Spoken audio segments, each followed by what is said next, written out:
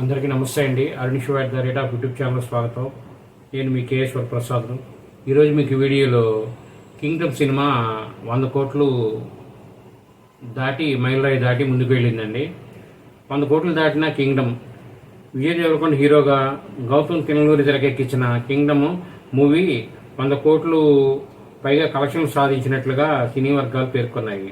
విడుదలైన 10 రోజుల్లోనే ఈ ఘనత అందుకుందని వారు తెలిపారు. ఈ సినిమాకు నాగవంశీ నిర్మాతగా వ్యవహరించారు. పార్ట్ 2 కూడా ఉందని మూవీ యూనిట్ అనేది ప్రకటించారు. కాబట్టి సినిమాలో మంచి కంటెంట్ అనేది ఉంటే అది ఖచ్చితంగా కలెక్షన్ ప్రభావం చూపిస్తుందని ఈ కింగ్డమ్. అలాగే నరసింహస్వామి సినిమా ఒకటి వచ్చిందండి, మహావతార్ నరసింహ అని. అది 300 కోట్ల పైనే ప్రజెంట్గా దాటి కలెక్షన్లు 310 కోట్ల దాకా ఈ పూటకి వచ్చినవి, అవి అన్ని భాషల్లో కలుపుకొని. కాబట్టి అది కూడా అద్భుతమే. ఒక యానిమేషన్ సినిమా అనేది అంత రావడం అనేది గొప్పతనం. ఈ వీడియో మీరు పూర్తిగా చూసినందుకు ధన్యవాదాలు. మేము మరిన్ని వీడియోలు చేయడం కోసం లైక్ చేయండి, షేర్ చేయండి, తప్పకుండా సబ్స్క్రైబ్ చేసుకోండి మీరందరూ. Thank you.